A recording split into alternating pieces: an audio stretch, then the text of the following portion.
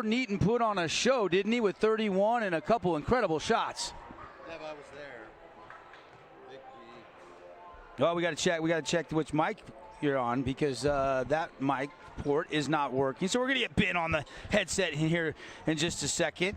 And like I was saying, you were here. I was not here as we were getting reports from last night. You were actually updating us while we were over at the Pineview game. But I heard a lot of people talking about the buzz around town of how incredible that game was. D, you and I have been watching a lot of high school sports for a lot of years. We're still young pups, but I'll tell you what.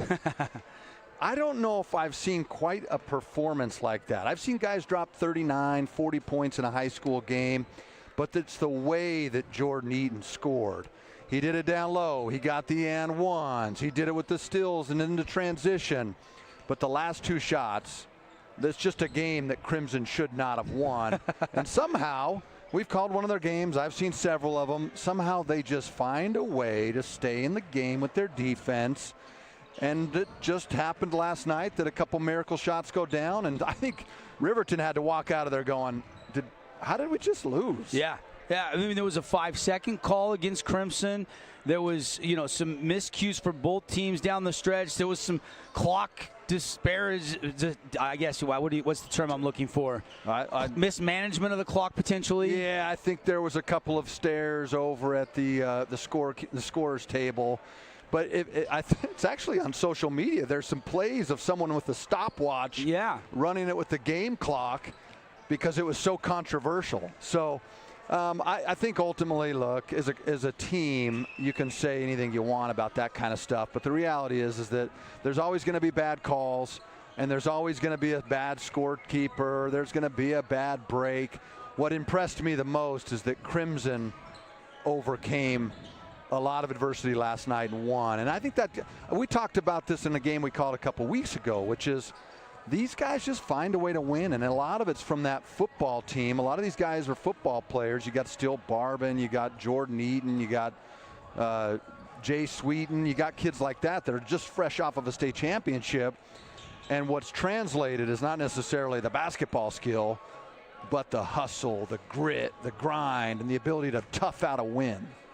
We'll see what happens today. Spanish Fork lost last night to Pineview. Pineview was 0-5. They get their first win of the season last night over the Dons, and they monstered and double-teamed Mr. Dunn in the low block all night long. I'm sure Crimson probably saw that film. I'm sure the game plan will be to harass him, although Crimson does have Houston Johnson and Trevor and Phoenix McWillis and Big Sean off the bench. They do have some post players that will match up with Aaron Dunn, who is 6'8". Well, he's 6'8", but what is he? I mean, is he 250, 260? He's not a skinny 6'8". This is going to be a really interesting matchup, and I think fouls are going to be a factor in this game. Last night, Crimson had 2 players miss the overtime stance because of foul trouble, and I think you're going to see the big guys. I think Coach Fairborn's going to throw the big guy, the big junior. Oh my gosh, tell me his name. Phelps. He's a golfer. I'm thinking of his golf swing, not his basketball shot. But he's a 6'8" guy too. He's going to throw him. I know he's a JV player and will come off the bench. But you're going to see Phoenix McWillis probably try and tangle with him. Jordan Eaton, I think that's one we're going to really watch because we can't.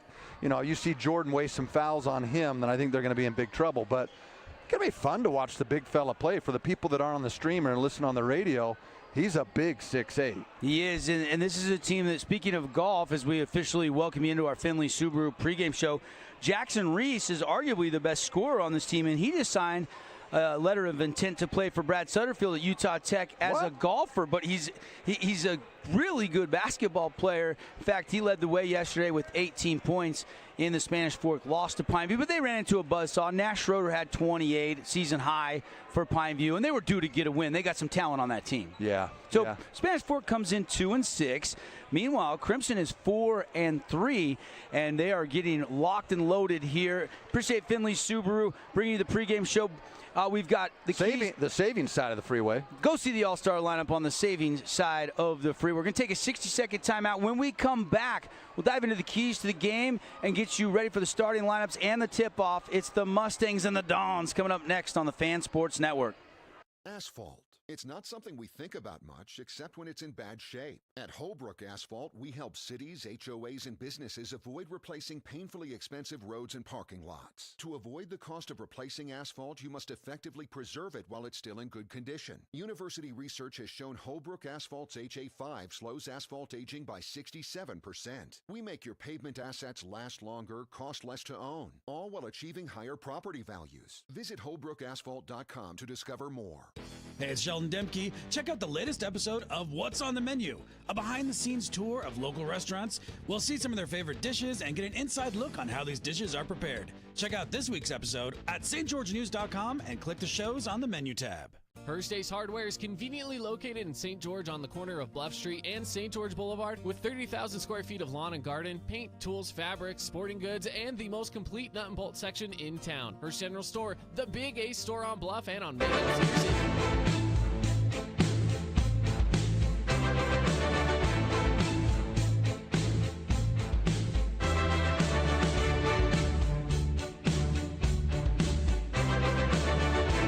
School basketball inside the Coach Skip Walker Classic. They've kept his name on this tournament since he passed away. It's been a great thing. It's always right before Christmas. It always has a bunch of our local teams and then a bunch of teams from up in northern Utah coming down here to play some high school hoops. Day 2, here we go. The nightcaps coming up. Crimson went back in for some final conversations with first-year head coach Kent Fairborn. They're back out on the court. Let's dive into the Findlay Subaru keys to the game, Ben. And let's start with the Mustangs. What do you see as being important tonight to get the win and get their 5th win of the season? Well, Double D, I think it's going to be one of those things where you're going to have to keep the big fella out of the paint and eliminate those points in the paint. And then turnovers. This is a team that has struggled all year with the turnovers. So I think those two factors are going to be really important for Crimson to maintain that defensive presence in the paint and then not turn the ball over. We've always said, look, you'd be better off with a bad shot than a turnover. It's just the way it is. Get those possessions up and see if you can get one more shot up as opposed to turning it over and letting them go down the court. Let's take a look at the keys. Aaron Dunn, we talked a little bit about him, 6'8", averaging 14.6. Jackson Reese, 13.5 points a game. Those are the only two Dons that average in double figures. What are the keys for Spanish Fork? Well, I think momentum. This is day 2. This is a longer road trip for Spanish Fork. Crimson's playing a home game, even though this isn't their home tournament. Right. And so I think if you're Spanish Fork, you got to make sure that you don't find yourself down 12 or 13 midway through the second quarter, because if so, it's going to be a blowout. And then defensively on rebounds, this is a Crimson team that has made a living with the offensive rebounding. So if you can keep them off the glass and figure out a way to make sure that if the Crimson team goes on a run, that you make sure you either call a timeout or you make sure you get a quality possession, because if not, I think this is a game that could be a 20-point blowout. Watching Jordan Eaton, he was the star last night in an overtime thrilling victory, getting some outside jumpers in. Still Barbin's in the other corner working on the J, and we are closing in on the tip-off here. High school basketball presented by, we're excited about our partnership with Boulevard Home Furnishings. They got the Santa Day sale going on over there. Buy smart, buy at the Boulevard, and check out the sale before it ends. Great selection. Yeah. Great selection. You need some laundry sets, washers, dryers, new love seat, maybe some nice seating for your theater room, your man cave. Get over there and see the selection at the Boulevard. All right, both teams are clearing the floor. We're closing in on the tip-off here. Remember, we've got Dixie Riverton coming up next. So I see Coach Roberts down there right now. He's firing up and getting that Flyer squad. I don't know if I've ever seen a high school team play 2 games at the varsity level on one day. Well, and they played Logan earlier, and Logan played 2 yesterday because Coach Eves had one team from Northern Utah pull out. So he had to get on the phone and call some coaches and say, are you willing to play a second game? And Coach Roberts was one of the ones that said, yeah, we'll do it because it doesn't count against your season total. And you got to love that about Coach Roberts. He says, look, we'll play him any day or twice in a day. And Riverton obviously is a tough matchup for the Flyers tonight. That's going to be an interesting one. I'm really looking forward to that one because I saw them play Crimson, of course, last night, and it'll be really interesting to see that matchup. We are going to have our national anthem, so we're going to take a final break. We'll come back, starting lineups in the tip. Dons taking on the Mustangs coming up next on The Fan. Check out this week's edition of TGIF on stgeorgenews.com. TGIF is your weekend adventure guide to all the fun and exciting things going on in southern Utah this weekend. Find this week's edition at stgeorgenews.com and click the shows on the menu tab. Have a blast this weekend. I'm Aaron Crane, host of the Region 10 Recap. Want to relive the highlights of the game? Look for the Region 10 Recap every week. Just follow St. George News on Facebook or go to stgeorgenews.com. As a local business owner, it's important to get the word out about your business. More people equals more revenue for you. Get your business in front of over 160,000 people in southern Utah each week with St. George News. Contact St. George News today. We are Utah's financial outfitter, and we're here when it's time for your business to climb higher. Guest Valley Bank, mountains await. Member FDIC, equal housing lender. Did you know that St. George News has a new app? Download the St. George News app today and stay up to date on everything happening in southern Utah. Get instant notifications on news, weather, sports, and more. Download the app today and get your local news now. House of Jump is southern Utah's only indoor trampoline park and your only place to jump, dunk, and dodge.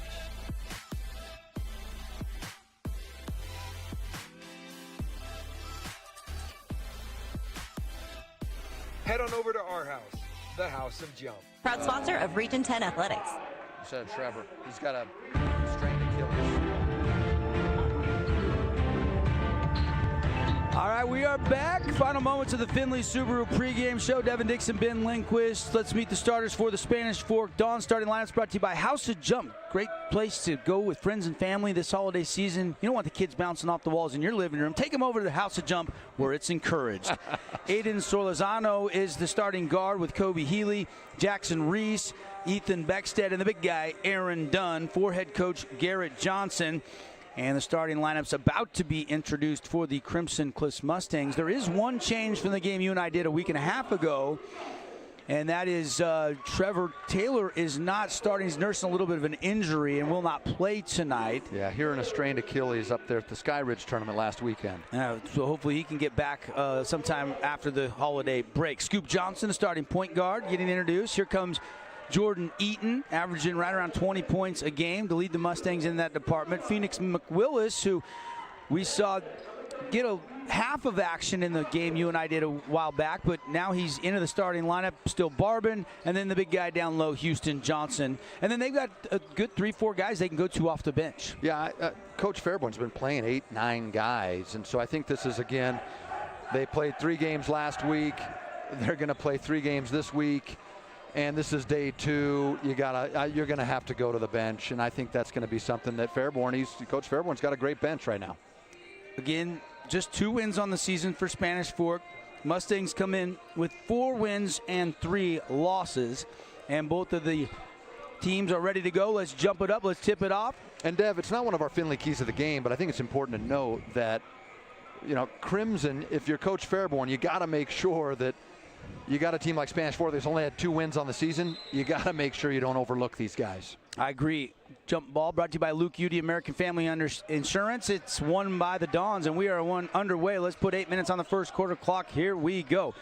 Out top, Solorzano kicks it to the right wing. Looking inside to the big guy, Aaron Dunn. Guarded by Houston Johnson. Dunn's backing his way down. They're not doubling yet. Now McWillis comes, and he takes it away. And I think you'll see this a lot early as the double team. I think they don't have a choice. And a nice fast break steal and finish with the right hand by McWillis. If you're Coach Fairborn, you love to see that early on. Phoenix getting out, getting an easy bucket in transition off of a defensive stop. So far, so good. Drop it down to Dunn. Back to the basket, 20 feet out.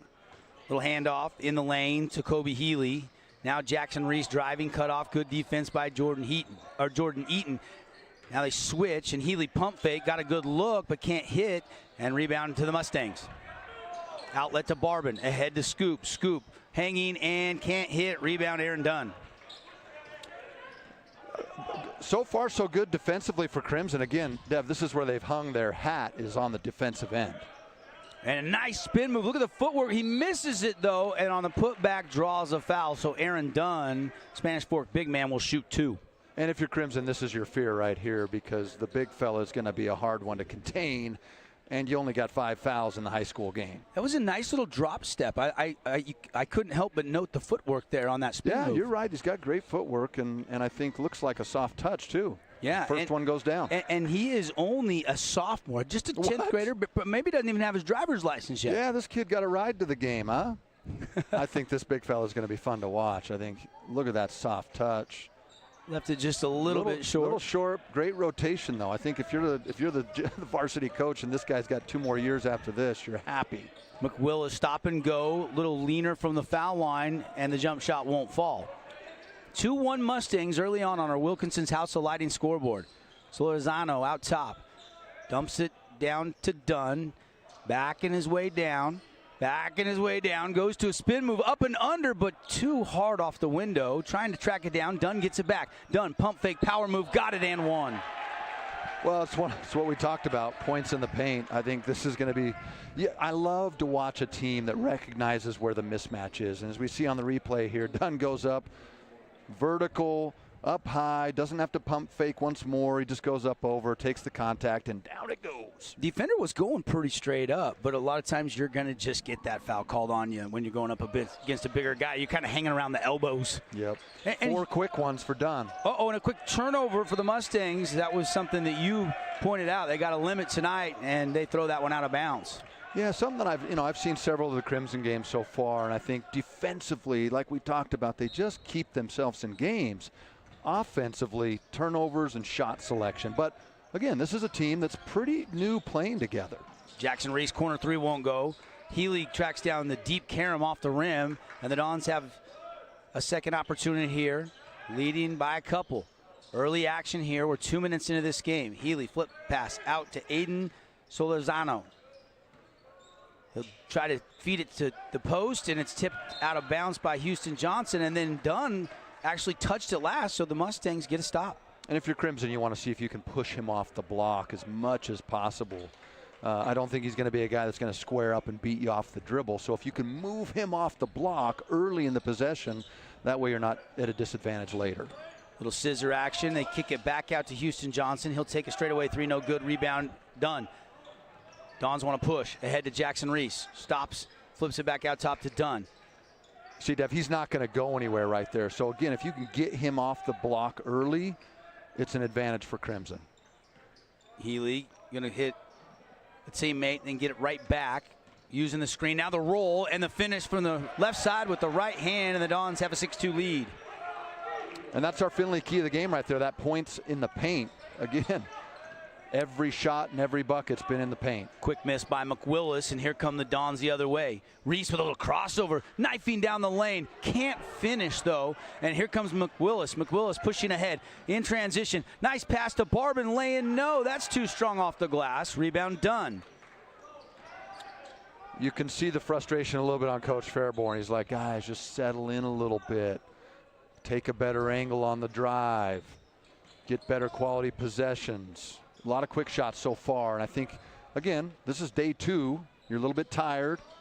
Shot won't go from outside by Healy. Ball is loose, picked up by Johnson, then stolen away by Solorzano, and now it's still loose, and they finally get down and get it, and the Dons have it back. Gotta love the hustle. Didn't go your way if you're Crimson, but you gotta love the hustle. Three-pointer, that won't go for Jackson Reese. Outlet, and a beautiful outlet it is, and all alone coming in with the left hand from the right side was Scoop Johnson. Beautiful outlet there. Turnovers lead to transition, leads to buckets. Mustangs do look like they want to get out and run. Houston Johnson trying to step in front of that entry pass to the post, and he's going to get whistled. That's 2 quick ones on him, Dev. So here, again, you see him going to Phelps on the bench right early, and I think that's going to be something. Is okay, how do we keep him out of foul trouble? Because Dunn is so big and so difficult to guard on that block. When we were here, Big Sean's first varsity action, he got a hammer dunk from the left wing, like within seconds of entering into the game. Inside, baby shot, Dunn missed it. I got an hour free at the House of Jump for that dunk. That's right. McWillis with a little English, no, that won't go. And still 6'4", Dons want to push ahead. Jackson Reese all the way to the bucket, scored off the bank. Jeez, from the golf course down Broadway, makes it look easy. Yeah, on the golf course, you can call your own fouls, though. That's true. That's true. Called penalty shots. And there's another miss. Good looks by the Mustangs, but not a soft touch. And Dev, if a bucket goes in here, I think you'll see a timeout from Coach Fairborn. Instead, they get a steal. No, there we go. The thievery from Steele Barbin. And here to give it to McWillis. Bounce line pass to Big Sean, but Big Sean has to go out of bounds off his mittens. Yeah, that's a little bit of a tough angle. Too unselfish there, maybe? Well, no, it was the right play. A little better execution, perhaps, but there's the timeout. Yeah, and I think Coach Fairborn at this point is just saying, guys, just take a couple deep breaths, settle in. We got this. You're doing great on D. You've held them to 8. Down here, we've got to execute. Too many quick shots. Yeah, and just not falling right now. Timeouts all season long brought to you by Cache Valley Bank, your financial outfitter. Mountains await. As always, we're looking for some awards to hand out. We got to give out our Hearst Ace Hardware Player of the Game. I can't wait, Double D. The Appliance Wholesalers Plus Playmaker Play of the Game. We'll also pick a Defensive Player of the Game, brought to you by Morgan Pest Control. And we're not done yet. How about your Jersey Mike's Super Sub of the Game? Hey, I had a Jersey Mike's today, and you know what I had it. Mike's Way. Yep, no question. The sub above the rest. 3:18 to go in quarter number 1, 8-4. Spanish Fork leading Crimson Cliffs here in the Coach Walk Classic. Happy holidays. Glad you're listening on 99.5 or 95.3 or up in Cedar on 93.1. As quickly they break the pressure, and Aaron Dunn gets a little 5-footer to drop softly through from the baseline. I like the full court pressure out of the timeout. See if you can keep him off guard. But Dunn squares up, soft touch for a 6'8", 250. He's got 6 of the Dons' 10 points here in the first quarter. If you are listening on radio, you want to watch this game, just go to our website, thefansportsnetwork.com. We'll be streaming it for you. We'll also have the Dixie Riverton game streaming and 3 games tomorrow starting at 10:30 a.m. all on our website, thefansportsnetwork.com. Jump ball is the call. That's brought to you by. We got the A-team again tonight. Dusty over there in the production truck. Yeah. Rocking and rolling as usual. We got Gage on stats. Yep, we got a whole crew here. Yeah. We got Cody on the camera. Yep, Cody's over there. Back in the studio. We got CC back in the CC back in the studio. Yes, sir. We're loaded. And Jordan Eaton, there's the little fadeaway. And this is kind of what I'm talking about. If you're talking about these quick shots, this is like Eaton comes off 28 or 29 last night. That's his first shot. So it's like find a way to get a guy like that involved. Yeah, almost 5.5 minutes into the game. And there's the big guy again with the size advantage. Aaron Dunn has 8 now of the 12 for the Spanish Fork Dons. And all of their buckets have come in the paint or at the foul line. Scoop Johnson on a handoff. Eaton kick it back out to Scoop inside to Big Sean. A quick little move, but he missed it. Maybe trying to beat a would-be block attempt. Yeah, I mean, I like the idea of trying to square up on Dunn and see if he can shot fake and go by him. Solorzano, a little hesitation, drives the baseline. Reverse land, that was pretty. Woo! Little bit of English there. Solorzano. He was knifing on the baseline. That was pretty. McWillis trying to answer, 15-footer. And this short. is where you really got to be careful. These quick shots, I mean, I don't think they've seen anything in the teens on the shot clock yet. We haven't really seen today, at least, the shot clock really impact much. A couple of times in a game last night. Uh-oh, the big guy showing you the range. He just made that one. And I think he pointed up here and said, you talk about the paint, I can stretch the floor. This kid's a sophomore. He's got 11. Yeah, we're going to see a little more of him, I think, over the years in Utah State basketball. Big miss there from Sean Feltz. Pretty good move. Jackson Reese in transition. No. Here comes still Barbin. Mustangs don't have numbers, but Barbin's going to go try it anyway. It gets deflected. And then Sean thought Barbin was popping back in bounds and threw it to Barbin, but he was hurting. Looks like a little bit of an ankle roll there. So Deb, this is the problem for Crimson right now is they're just not getting quality possessions. 17 points in the first quarter of a high school basketball game. That's probably more than Crimson's allowed so far this season. But the quick shots are really the story so far. And not hitting them, the poor shooting percentage. And they've been decent looks, but they just have not hit. Don's misfire. See if Barbin's ankle looks okay. Yeah, he looks like he's moving pretty fluid now. Well, you know, it's like when we used to play. On defense, it always hurt a lot more. On offense, suddenly it was healed. And a takeaway. Here comes Solorzano. Solorzano is going to back it out near the stripe at half court. He's going to draw the defender to him. He's going to kick it to a teammate unintentionally. tribute to the World Cup finals coming up. Indeed. Yeah, that's actually something I'm going to watch this weekend. France and Argentina. Messi. Let's see what happens. There's a takeaway, and in transition, Sweden finally gets the lid off with a left-hand buzzer beater. And Sweden's been an energy guy. You need that bucket at the end of the quarter, going in 9. I think if that's a down 11, you're just going, okay, guys, what are we going to do in the second quarter? So our Wilkinson scoreboard at the end of 1, it's 17-8, Spanish Fork leading Crimson. We'll be back after this 30-second timeout on the Fan Sports Network. When it comes to your child's teeth, Asphalt. It's not something we think about much, except when it's in bad shape. At Holbrook Asphalt, we help cities, HOAs, and businesses avoid replacing painfully expensive roads and parking lots. To avoid the cost of replacing asphalt, you must effectively preserve it while it's still in good condition. University research has shown Holbrook Asphalt's HA5 slows asphalt aging by 67%. We make your pavement assets last longer, cost less to own, all while achieving higher property values. Visit HolbrookAsphalt.com to discover more.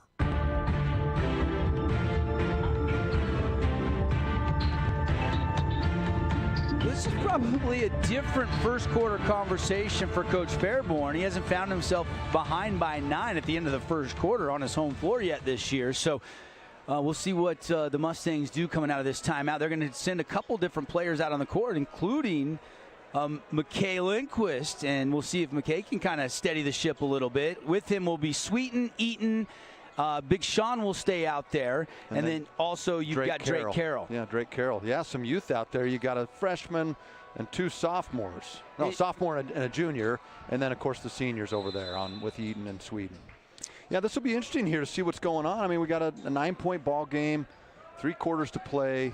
Probably looking for a little bit of the spark on the bench. Yep, day 2, like you said, trying to see who's dialed into the game. He's coming to the gym ready to go. Dunn backing his way in, and just power move, scores it off the glass. I think you might see a zone look here in a minute, or some double team. I think they got to monster the post and double initially. Yeah, Pineview did last night and forced a ton of turnovers.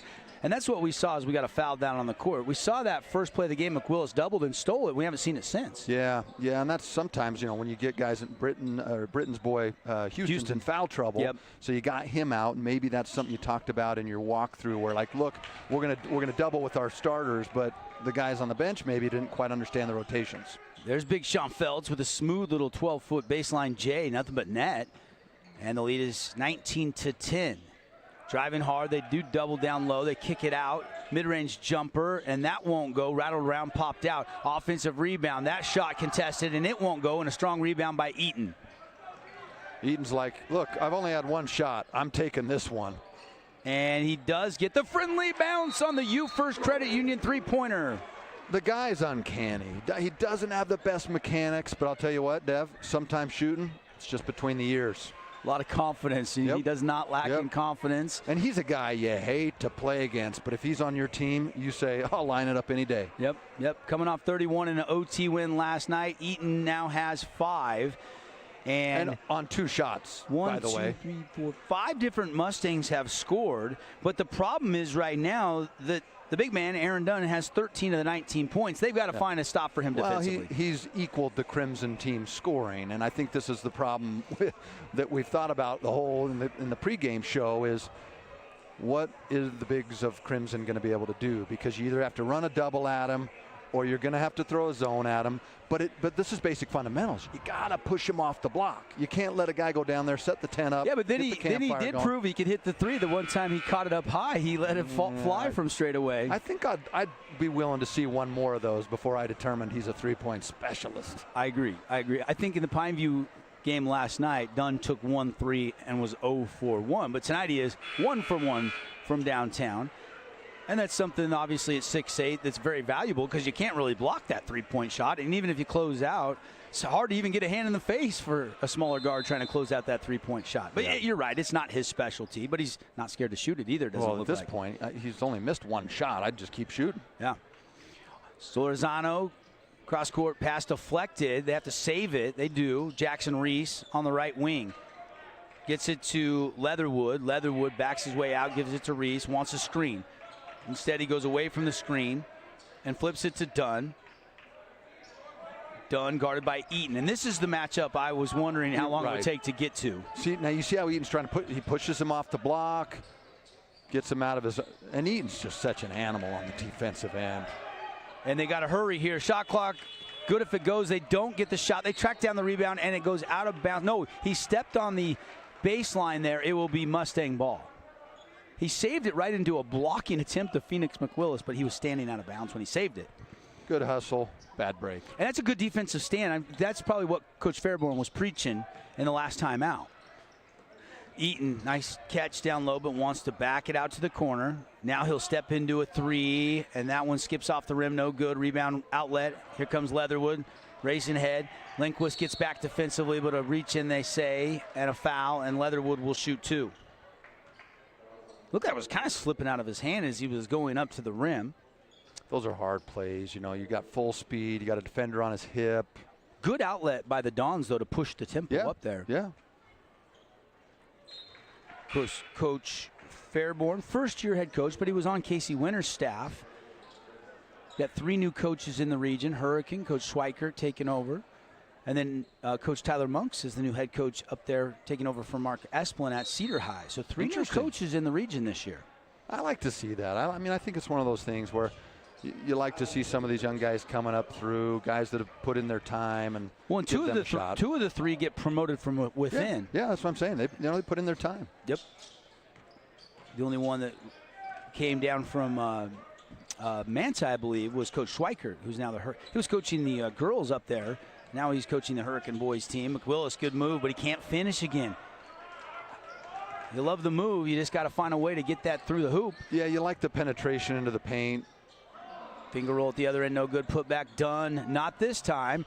Rebound still collected, and they'll cross-court shovel pass it to Dunn. He's making a move, and he shuffled the feet, I think, or it's 3 in the key. 3 seconds.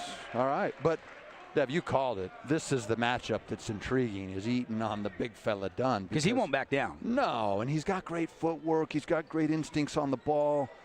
And Jordan's a good 6'3", 6'4". I mean, he's given up probably 4 inches, I would guesstimate, right? Yeah, I think so. But leg size, I think they're equal. McWillis, whip pass.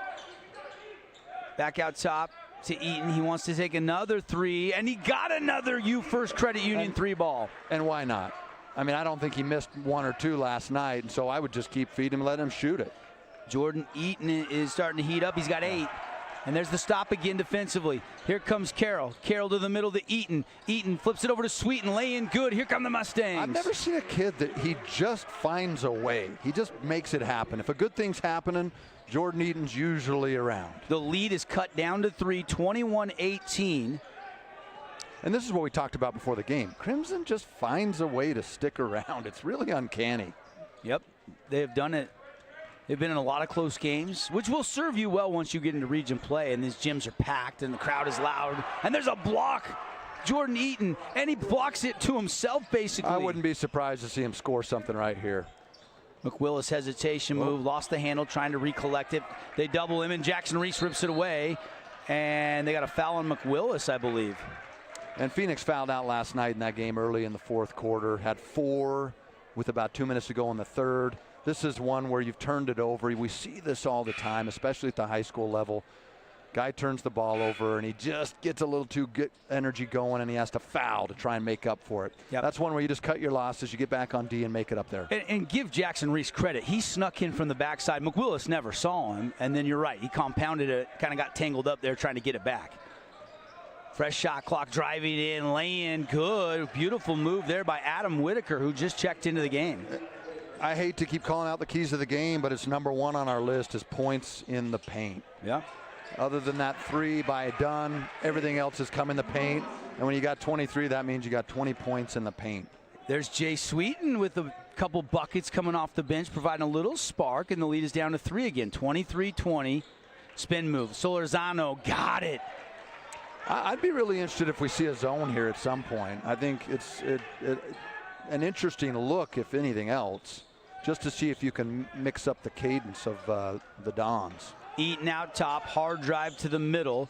He'll put it up with the left hand and one no. It falls off the rim, no good, but he'll head to the Fabulous Freddy's free throw line where, I want to remind you, if you download their mobile app, you get their best wash for free. Just show them that you've downloaded the app. They're doing that through the holidays. Plus, all their coupon books are on sale, 30% off. Make a great stocking stuffer. Absolutely. And after some rain and some snow in the valley, might as well head over to Fabulous Freddy's and get the wash. Half of town gets snow. The other half gets slushy rain. There was snow, legitimate snow. Out in Hurricanes, we saw pictures like Sand Hollow and Sky Mountain Golf Course. They got, maybe an inch or so. Out in Little Valley, out here in Crimson Cliffs, there wasn't very much, just a little skiff. It almost just looked like a frost. Interesting thing about Eaton, great free throw shooter. I believe he's in the low 90s on free throws. Hit a couple big ones last night, knocks those 2 down there, Dev. Yep, no question. Dunn's got 13. Do they go to him and work the offense through him? We're under 3 minutes left here in the first half. And a timeout taken, and it's a 30-second timeout brought to you by Cache Valley Bank. Yeah, I think Coach Johnson said, okay, I've seen enough of that. Let's get it into the big fella out of a timeout and get back to what got us an 11-point lead at one point. Yep. We'll keep it right here, 25-22. Again, Spanish Fork comes in hungry. They're only 2-6 on the season, and they've got really Crimson's attention right now as they've got the lead and have really outplayed them. But this little run, the last 2.5 minutes, Sweeten with a couple buckets, Jordan Heaton really starting to be more assertive and aggressive has really helped get them right back in this game. To Crimson's credit, they just won't allow themselves to get out of a game. They just work so hard on the defensive end, and if they can figure out a few things on the offensive end, this is a dangerous team come Region 10 play. But if you're Spanish Fork right now, and this is a fun team for us to call, Dev, because most of the other teams in the region and the other games that we've done, it's been guard play. But the big fella, we haven't seen a legitimate big fella out there. And this guy is, for a sophomore, this guy's got a bright future ahead of him. Turnover's pretty low, 4 for the Mustangs, 2 for the Dons. And again, you're going to see right now, they're going to go into the big fella. They called the timeout, and they're like, all right, big fella, done. Let's see what you can do on the block. Yep, and he's going to work on Eaton. Eaton bodies up. They're bouncing around, backing his way down. No double team. The right-hand hook, no. Got his own miss, and then they call Eaton with a foul. That's pretty good defense. See the replay. Dusty will fire that baby up. Hey, it's Sheldon Demke. Check out the latest episode of What's on the Menu, a behind-the-scenes tour.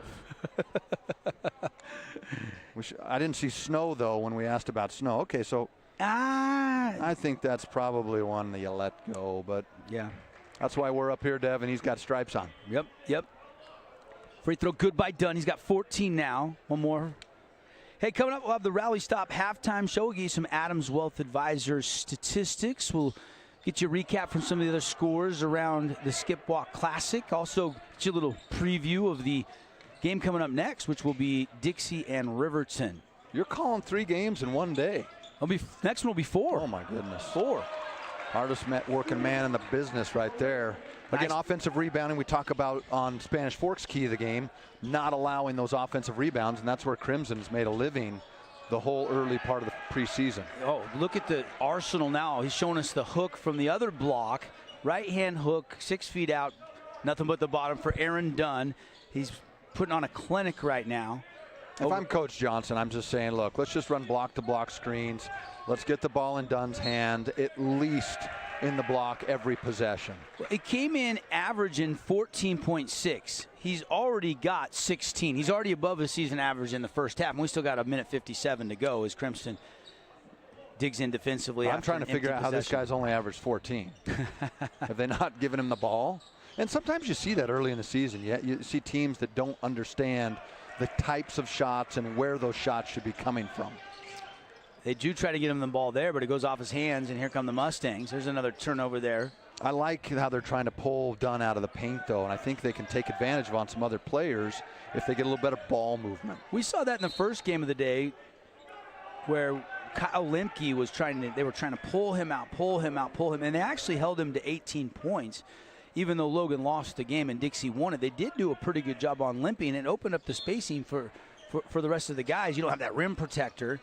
You know, you see teams do that against like a Rudy Gobert where you try to get him out of the paint. Yeah, yep, isolate him or use him as a decoy so that you can open it up for everybody else. And again, we go back to this, turnovers, something that's plagued Crimson. And now Dunn again. I think you probably need to see, you'll probably see Houston Johnson come back in here, see if you can get a little more of that double team action. or a zone at some point here in the next few minutes. So Dunn from the right side now has 18 of the 30 Spanish Fork points. Baseline pass to Barbin. Back to Sweeten on the other baseline. Kick it out to Eaton on the left wing. He'll hoist the three. Looks good. It is. Nothing but the bottom for Jordan Eaton. You First Credit Union 3-ball. And just when it feels like Crimson's going to get down a little bit more, Mr. Eaton shows up. Mr. Eaton says, I can do this. He has went to the three-point shot. And now a steal by Carroll, but picked back up by Whitaker. Kick pass over to Reese. Reese is going to hard drive, right hand off the window. That was a strong move by Jackson Reese. Great move there for a golfer. Yeah. I don't think you and I can do that. Of course, we're not really great golfers, are we? Nope. I wasn't really that great of a basketball player either. Interesting situation. Down 5, 32 for Spanish Fork, 27 for Crimson. 8 seconds left. And guess why not? Jordan Eaton from downtown again, and he's even fired up. And that'll do it for the half as the three-quarter court one-handed shot won't go. 32-30, the Mustangs, you said it earlier, Ben, they just find ways to stick around. Look at that. It's like even though the guy was playing great D, he just says, I'm going to shoot it. Jordan Eaton and Aaron Dunn, these two put on a show. Can't wait for the second half. We got the Rally Stop halftime show when we come back after this 2-minute timeout again on the Wilkinson scoreboard. Spanish Fork 32, Crimson Cliffs 30. Stay with us. Looking for a place to let the kids run wild? Hey, it's Sheldon Demke. Check out the latest episode of What's on the Menu, a behind-the-scenes tour of local restaurants. We'll see some of their favorite dishes and get an inside look on how these dishes are prepared. Check out this week's episode at stgeorgenews.com and click the shows on the menu tab. Asphalt. It's not something we think about much, except when it's in bad shape. At Holbrook Asphalt, we help cities, HOAs, and businesses avoid replacing painfully expensive roads and parking lots. To avoid the cost of replacing asphalt, you must effectively preserve it while it's still in good condition. University research has shown Holbrook Asphalt's HA5 slows asphalt aging by 67%. We make your pavement assets last longer, cost less to own, all while achieving higher property values. Visit HolbrookAsphalt.com to discover more. First Ace Hardware is conveniently located in St. George on the corner of Bluff Street and St. George Boulevard with 30,000 square feet of lawn and garden, paint, tools, fabrics, sporting goods, and the most complete nut and bolt section in town. Hearst General Store, the Big Ace store on Bluff and on Main in Cedar City. Check out this week's edition of TGIF on stgeorgenews.com. TGIF is your weekend adventure guide to all the fun and exciting things going on in southern Utah this weekend. Find this week's edition at stgeorgenews.com and click the shows on the menu tab. Have a blast this weekend. I'm Aaron Crane, host of the Region 10 Recap. Want to relive the highlights of the game? Look for the Region 10 Recap every week. Just follow St. George News on Facebook or go to stgeorgenews.com. As a local business owner, it's important to get the word out about your business. More people equals more revenue for you. Get your business in front of over 160,000 people in southern Utah each week with St. George News. Contact St. George News today. We are Utah's financial outfitter, and we're here when it's time for your business to climb higher. Cash Valley Bank, mountains await.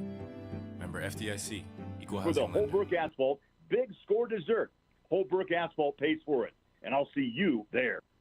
For over 65 years, we have been part of your community, and we work to make a difference for every member, every day. And while our name is changing, our commitment to you is not.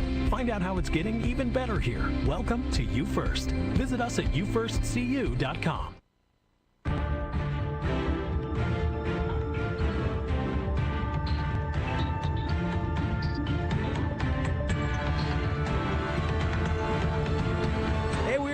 Rally Stop halftime show. No place to start or stop after the game than Rally Stop. And right now, Crimson has rallied, and they've cut the lead to 2. Spanish Fork leading 32-30.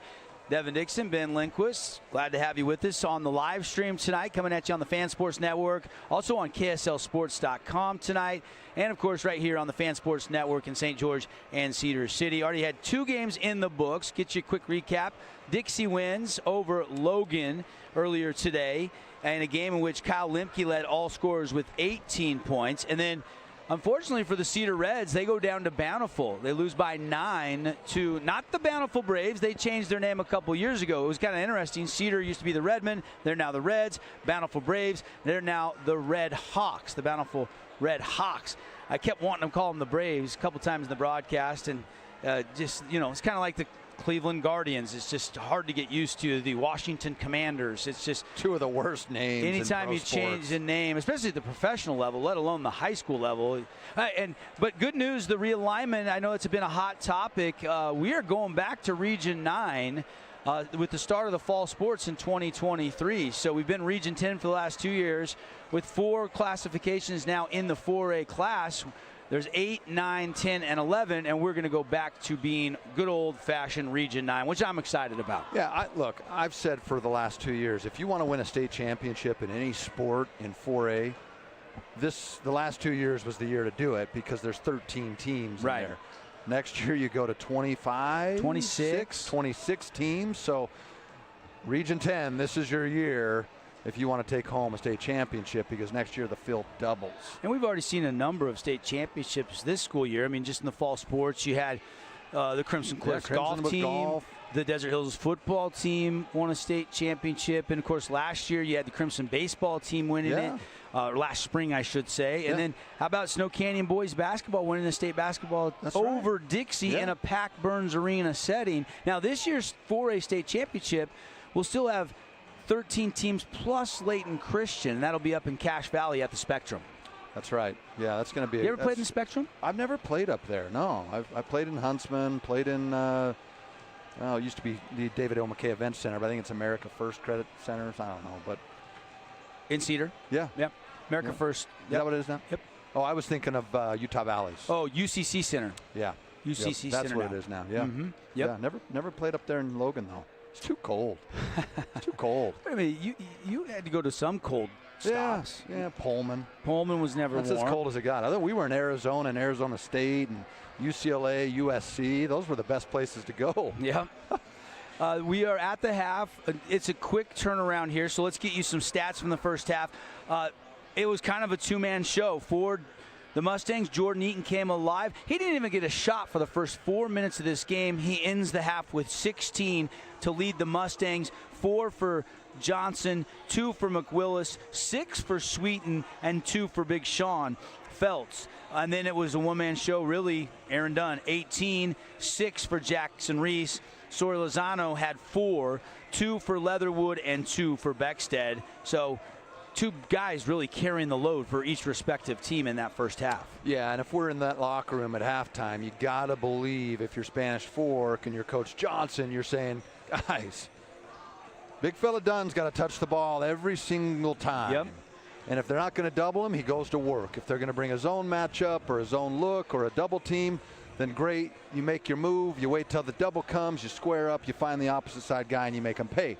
If you're Crimson, you're saying, if you're not Jordan Eaton, don't shoot it. No, I'm just kidding. But you're saying Jordan's got to touch the ball, he's got to get up some shots, and let's be a little more patient offensively. Yeah, and let's just make some shots. They've had some lay-ins that just didn't have a soft touch, just a little too big of a carom off the window. I heard your broadcast today with Mark, the Cedar Bountiful game, and Mark made a really good point about, we think that these young kids are just, they're an unlimitless battery. The reality is these guys played last night in a thriller, overtime thriller, so it's not uncommon to see these kids come down the first half and have a little bit of a jelly leg or anything like that, miss a couple shots. But now you should be settled in. Yeah, you came out flat. Now you should be used to the game speed. You should be ready to go. You've got a couple reps in. And I think we saw that. I mean, Jordan really started to heat it up and kind of picking up where he left off. And Dusty shows a great play there. The big fella Dunn with the spot up 3. And the pass to no one. Yeah, and that's when Barban, we thought, might have got a little nicked up, but he was okay. Maybe just a little tweak. And obviously stayed in the game.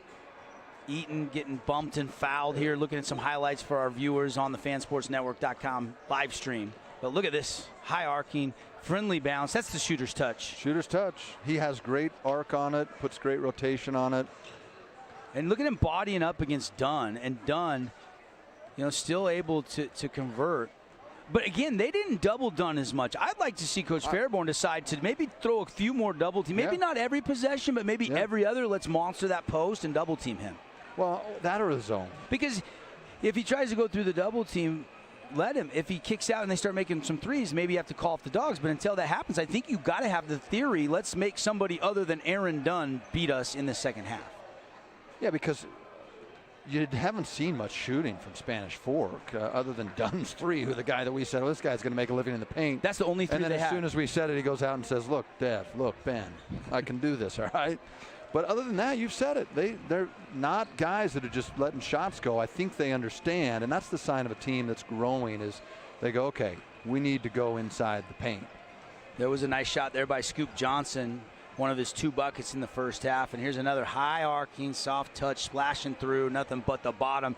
Jordan Eaton was 16. This is Jackson Reese, hard drive, soft touch off the window. At the half, 32-30. We got to take one more break here. Come back, second half, we'll tip. This is the Dons by a couple here on the Fan Sports Network. Stay with us, back in 60 seconds. Morgan Pest Control has been killing what bugs you since. Check out this week's edition of TGIF on stgeorgenews.com. TGIF is your weekend adventure guide to all the fun and exciting things going on in Southern Utah this weekend. Find this week's edition at stgeorgenews.com and click the shows on the menu tab. Have a blast this weekend. I'm Aaron Crane, host of the Region 10 Recap. Want to relive the highlights of the game? Look for the Region 10 Recap every week. Just follow St. George News on Facebook or go to stgeorgenews.com. As a local business owner, it's important to get the word out about your business. More people equals more revenue for you. Get your business in front of over 160,000 people in Southern Utah each week with St. George News. Contact St. George News today. We are Utah's financial outfitter, and we're here when it's time for your business to climb higher. Cache Valley Bank, mountains await. Member FDIC. Learn more at GIUfootball.com.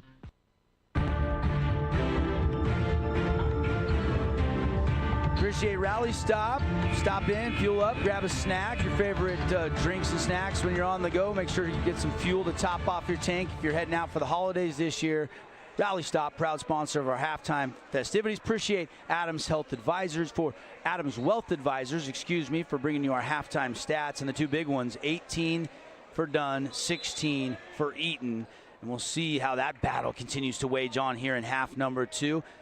Second half play-by-play brought to you by Jason Baum, Beckwoody Home Loans. And we are underway. Still Barber and Shakes, drives right, stops, has it deflected. He goes and gets it, flips it out straight away to Houston Johnson, who had to sit most all of the second quarter. McWillis driving in, too strong off the window, rebound Dunn. Quick outlet, 3-on-2. Reese goes back inside. Pump fake, good defense by Johnson, and now a tip and a steal. And that's really the benefit of Phoenix is he's just so athletic that, you know, if you get him in transition, you always want to look for him, but on the defensive end, he's got sneaky quick hands. And that one knocked out of bounds. It'll stay with the Mustangs. I like the idea there, but I think you go until the guy comes out and guards you, and then you give it up. McWillis out top. Over to Johnson. He'll step into a 3. And he got it. It really caught the backboard and the back of the rim and then fell through the net. I don't know if that's shooter's touch. That's a little bit of luck, I would say. That one was a little too strong. But you'll take it. It counts 3 nonetheless. Yep, that's true. And Crimson has the lead. And this is what we talked about. It looks like a little bit of a matchup zone and with fronting done. I thought we'd see that a little earlier, but I like the look so far. And now a reach-in foul on Beckstead. Ethan Beckstead reaching in on Phoenix McWillis in the backcourt. I think that's one where Phoenix has got to get the ball up out of his hands a little quicker when you have an advantage. I think you see that a lot at this level where the guy's like, no, I got to dribble it up myself. The ball always gets up the floor quicker with a pass.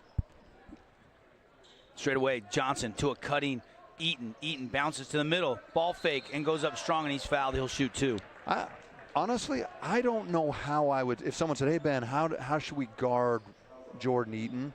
I don't know what my response would be. He's so uncanny. He's so unorthodox, but yet so athletic. Yeah. It looked like he was losing balance, and it ended up turning into a pretty good move. It's fundamentally finds a way to get his shoulders squared, his hips squared, even if everything before that doesn't look as smooth as like an MJ or a Kobe. And if you try to get more physical, he almost feeds off more physicality. Yeah, he invites it. Welcome. Yep. Got both free throws, so Eaton now has 18 in the game. Backdoor cut out of bounds. Another turnover for the Dons. They did a really good job in the turnover department, but already a quick Cache Valley Bank timeout for head coach of the Dons, Garrett Johnson. We'll keep it right here. Whatever Coach Fairborn said, guys have kind of responded to, forcing this Dons timeout. Well, a little bit of a matchup, front in the post. Come into the second half down 2. Suddenly they're up 3. And this is so strange. I think as a coach, he probably gets really frustrated. He's like, guys, can we just start a little quicker? Because most of the games in the first quarter this year for Crimson, they kind of dig a little bit of hole, and it kind of chirps them up and gets them motivated, and suddenly they get back into the game. And about this time, you look up at the scoreboard and you go, oh, Crimson's got to be down 8, and yet they're up 3. It's a 5-0 run, and thus the timeout.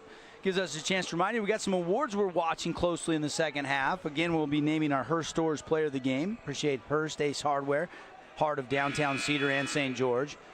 Also got our Jersey Mike Super Sub of the Game, the Play of the Game, brought to you by the Playmakers in the Appliance Business, AWP.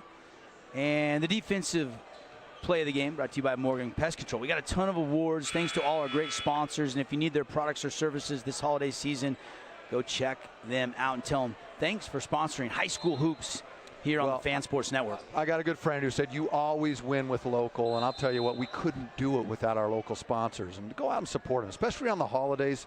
Turn off Amazon and go buy something from one of our sponsors. Well, I was out shopping for my wife the other day. I don't think I've ever bought anything off Amazon. Really? I've needed a couple things. I tell my wife, I've said, hey, can you order this? I don't even think I have an Amazon account. And there's a jackknife 3. That won't go. Done, though. Offensive rebound. Put back, blocked away. Couldn't tell if McWillis or Eaton got it. McWillis got it, but the pressure came from Eaton, and McWillis did the rest of the job. McWillis, triple threat, straight away. Tries to force it to Johnson. It's deflected and stolen. Bounce it ahead to Jackson Reese. He'll race it down and lay it up and in. Jackson Reese. And this is one of the reasons, I know it didn't turn out for Crimson, but I love that Jordan Eaton didn't take the foul there. You're going to need him in the second half. Yep. Trade the 2. Houston Johnson, hard move. They're going to wipe it away on an offensive foul. Well, Dev, they say it's the hardest. Look at the Holbrook replay. There it is. I just don't know. Looked like he might have been a little late. I think that didn't look like the worst charge we've ever seen. That could have gone There blocked. is no restricted area in high school, though, in the NBA. They should probably put it. I think it would help the officials, especially as you have some of these more inexperienced officials. You know, there's a lot of things. The alternate possession. When do you stop doing that and just go with the old-fashioned jump? There's a number of things that you could look at. But, hey, the big thing is we got the shot clock now, baby. Yeah, Solorzano. One thing at a time. Hits the 3. Looked like they were listening to the broadcast saying, well, look, we can shoot him, and Dunn's not the only one. Solorzano now has 7. Houston Johnson, mid-range jumper, no good. Rebound, Dunn. Dunn's got to have at least 10 rebounds now at this point in the game. Working on a nice double-double. I think he's got 5 offensive rebounds. Yeah. Beckstead can set his feet and take the triple. That won't go. Rebound still Barbin. You can tell the Spanish 14 that they make their living in the paint, and I think we won't see a lot of threes. We've seen 2 in the first half or the second half. I don't think we're going to see 5 or 6 more. I think you'll see 1 or 2 more. Johnson gets it to Barbin. He's wide open, and he hoists and he hits. Still Barbin, a U First Credit Union 3-ball. And you love to see that in rhythm. You love to see it. I mean, when it's in rhythm and it comes off the hand like that, you can see the rotation from a mile away. And a block by Johnson. And it will be Mustang ball because I think he blocked it and he was laying out of bounds when it came down. Yeah, it looks like it touched him after he'd already shot it, and Houston blocked it. And he loved the defensive intensity so far in the second half. Crimson up 1 now, 38-37 with 4:22 left. And you go back to that Barbin 3, somebody missed a rotation because he was wide open. Yeah, it looked like a breakdown defensively there, and you're going to get that. Johnson goes in attack mode, and this time no charge needed. He scores it and draws the home. Love Houston's energy and the way he plays. He's such a good teammate. Spins. Oh, he wanted to dunk this. Most importantly, he finishes it and he gets the free throw. Thanks, Holbrook, for getting us such a great replay. Yep, Holbrook Asphalt Big Score Dessert. We're tracking nicely over 55 points. Ooh. Everybody gets to go to Yogurt Land tonight after the game for 5 ounces free, frozen yogurt. Double D's done 4 games. He deserves a couple more ounces of Yogurtland. Let's go. That's kind of a fun little tradition we've got going with Holbrook Asphalt. Great little partnership with our local high school teams. Jackson Reese dribbling Dunn, who gambled and came up empty, trying to steal the ball on that last defensive stand, gives it up. Solorzano going to dump it down to Beckstead. Ball's on the floor. Sweeten, and they're going to call a jump ball.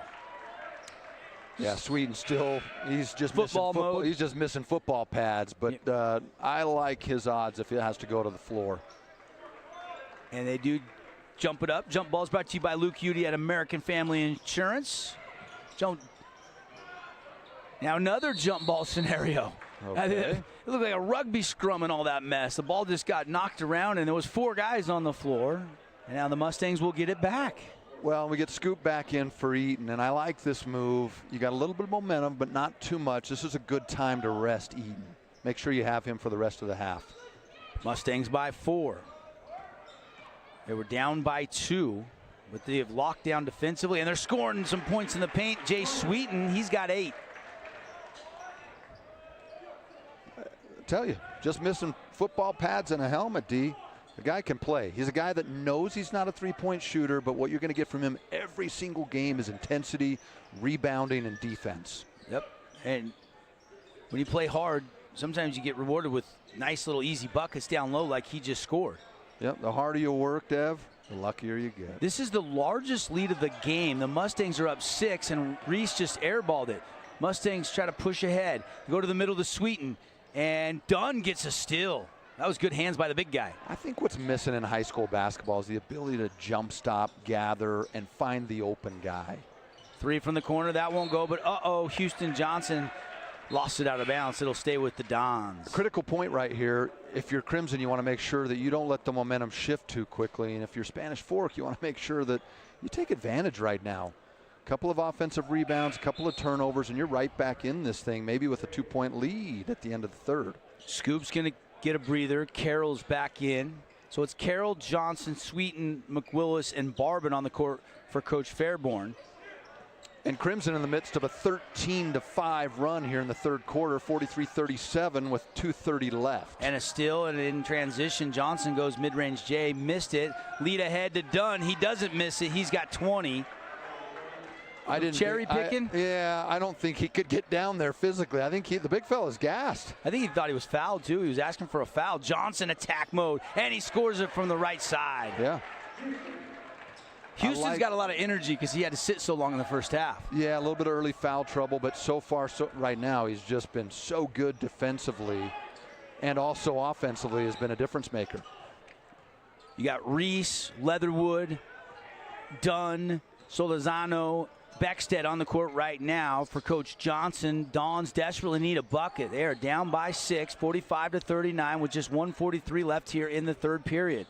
Hesitation move by Reese. And Dev, I think he looks tired. 2 on the shot clock. You got to hurry. Beckstead does get it off, and Dunn gets the rebound. And then he'll try to score. It's blocked from the backside. McWillis ahead of everybody, and he was going to go showtime. Instead, he is fouled at half court. And certainly that probably kept the Mustangs fans. McWillis can get up and slam it. Well, as we go to the Holbrook replay here. This is could have been. I don't know. I like that. Looks like he's pretty vertical. Folks at home can see this, but radio, we got a little bit of a replay of Dunn and Houston going up for it. I mean, he's hitting his hand, but the ball has been released. Looks like it's out. I like He wanted the and one. He wanted it. He was asking for it. Yep, I like this. And you can clearly see the foul there. That's good work. No question. 45-39. Crimson going to work offensively. Big Sean back in. Big Sean going low block and scores it. Sean Feltz with the and one. What I love about Feltz is he always tries to dunk it, no matter what. Like, I love a guy that attacks the rim, even against a big 6'8". If I was 6'9", I would always try to dunk it too. Well, I know, but I'll tell you what, it's harder to do than you think. Yeah, no. Sometimes it's like, oh, I'm going to be cute or I'm going to be creative. As a coach, you're like, go strong. He's not the biggest guy, but he does go strong. Yep, and he makes the free throw. Good-looking release from the Fabulous Freddy's free throw line. 48-39. largest lead of the game now is 9, and Spanish Fork really Spanish Fork looks a little lost out there right now. Spacing not great. You see it as he comes off behind his back there. It's not the spacing you need. I like the idea of getting a block-to-block screen for Dunn and letting him have it. Ooh, McWillis. Oh, he drew an offensive foul on Jackson Reese, and then the coach just got teed up. Coach Johnson just got a tee, threw his water bottle down on the baseline. He couldn't believe it. He's got to be careful. I'm surprised. And Dunn goes over and says, "Hey, coach, don't worry about it. I got this." I'm surprised one of the assistants didn't come grab him. So tempers flare a little bit here. And are flying. Watch Coach Dunn, middle of the top of your screen. All right, let's see if we get it. Uh-oh. Yep. Oh, my goodness. And that's going to get you a tee every time. I think there's some water down there, too. I'm surprised that didn't get him more than a tee. I think Utah State might have a little something to say. Has he been kicked out here? I'm not sure. He's walking down. He might Looks like he's hitting the showers early. Oh, okay. He's going to help clean it up. Well, luckily he threw it into the court. I mean, there's nobody around, but he was clearly upset. He did not think that Jackson Reese deserved the offensive foul in that situation. Did he extend the arm? Was that what the official saw? I couldn't really tell. We didn't have a great angle because the cameras were on this side, but obviously the ref standing 4 feet from it didn't call it on accident.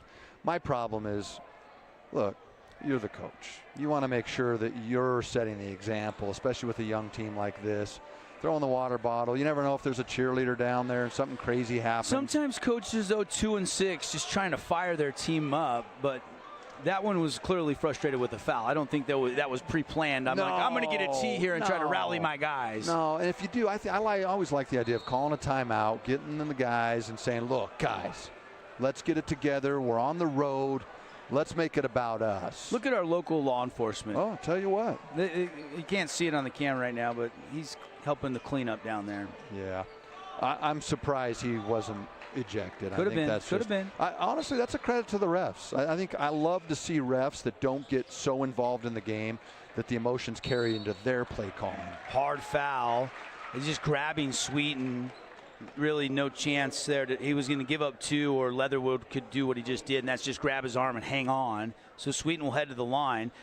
And Sweeten's been a big boost off the bench tonight, Ben. Yeah, he looks like he's just looking for somebody to hit, like a football player, right? Like he's the linebacker that's just waiting for the guy to catch the ball so that he can get a hit in. Well, you know, it's funny. We go back a couple weeks to our media day, and we asked a lot of the Mustangs and Desert Hills players that played football, how long does it take to kind of get used to being in the gym, and the physicality is a little bit less or you're going to foul out? And they said, no, there's definitely an adjustment period, and it's a different kind of conditioning. You got to be a little bit more endurance. I mean, you could have live action for 3-4 minutes in basketball where you might have a play last a whole whopping 20 seconds before you get a break. Right. Saved by Sweeten. Oh, it goes right underneath, and Whitaker lays it up and in, and really Spanish Fork needed that bucket. Yeah, they really did. 50-41 for Crimson with about 15 seconds left in the third. If you're Coach Fairborn, you want to make sure you get a good possession here. Good shot. I think Phoenix is saying, I'll take care of this one. Yeah, he likes the ball. He's going to take over with 5, and he's going to hoist the 3. Yep. Too strong, rebound to Dunn, and that'll do the third. Period comes to an end. Mustangs flexing their muscles. They were down 2 at the half. 20-9. They're up by 9. It's a 20-9 run. 60-second timeout. Fourth quarter coming up when we come back on the Fan Sports Network. Did you know that St. George News has a new app? Download the St. George News app today and stay up to date on everything happening in Southern Utah. Get instant notifications on news, weather, sports, and more. Download the app today and get your local news now. House of Jump is Southern Utah's only indoor trampoline park and your only place to jump, dunk, and dodge.